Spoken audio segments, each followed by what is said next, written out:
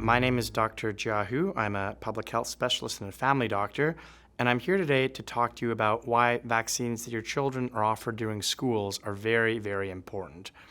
There are 3 vaccines normally given in grade 7. These are the meningococcal vaccine, the hepatitis B vaccine, and the human papillomavirus or HPV vaccine. These vaccines are incredibly important. In fact, they're so important that they are routinely given to all students across the country in grade 7. Unfortunately, because of the pandemic, most children miss these very important vaccines due to the fact that schools are closed for a very long time. This means that if your child was in grade 7 any time during the pandemic, they most likely missed these vaccines and are not protected from many of the serious illnesses caused by some of these infections which the vaccines prevent against, some of which include cancer. Today, I want to tell you a little bit more about these vaccines and the diseases they protect against, and just why they're so important and how exactly your child can get caught up and make sure they have all the vaccines that are recommended. So we'll start with the meningitis bacteria. So this can cause infections of the spinal cord, which we call meningitis, encephalitis, which is inflammation of the brain, as well as bloodstream infections. Infection with this bacteria can cause some very serious illness, hospitalization, and even death. Another one is hepatitis B virus, and this can cause permanent damage to the liver. This can lead to cirrhosis or hardening of the liver, which causes it not to work as well, or even cancer of the liver. Lastly, the human papillomavirus, or HPV, is a virus that is commonly spread through skin-to-skin contact and can cause many different types of cancers and skin lesions. Now, some people think that the HPV vaccine, which protects against human papillomavirus, is only for girls, but this is untrue. The HPV vaccine is meant to protect both boys and girls from cervical, vulvar, vaginal, penile, and anal cancers. But more than that, the vaccine protects against head and neck cancers, of which we think about 70% are actually caused by the human papillomavirus. So it really does protect against a wide range of cancers. I can't stress enough just how important all 3 of these vaccines are for protecting you and your child from these serious illnesses and cancers.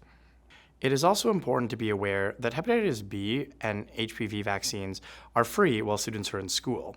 This is currently due to some extended eligibility from the COVID pandemic, which means that children born in 2002, 2003, and 2004 are still eligible for free vaccine until the end of August 2023.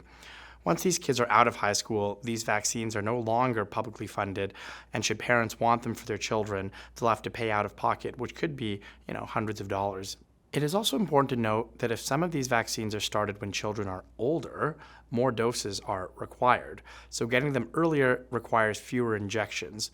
Now, let's talk about how to get your child caught up on vaccines they may have missed during the pandemic. Because students across all of Canada were not in school due to pandemic lockdowns, public health units are now running catch-up clinics. These clinics are open during the week and some weekends, run during the day and sometimes into the evenings, and can be found at community health centers and immunization clinics across the province. Appointments can be booked online or through phone, and some units are even offering walk-in appointments. If you are interested in having your child get caught up at one of these clinics, please contact your local public health unit or visit their website. Your child's school will also likely be offering catch-up clinics, many of which will likely take place in the fall.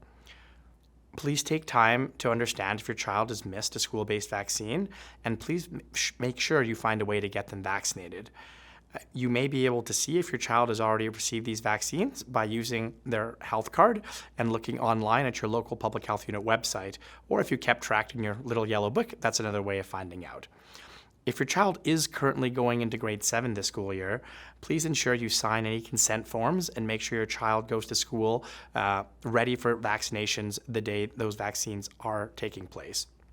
In our sort of post-pandemic world, vaccinations can be a very scary topic, and that is why it's really important for you to make sure all the choices you're making are well-informed, backed by science, and what's best for your child's health.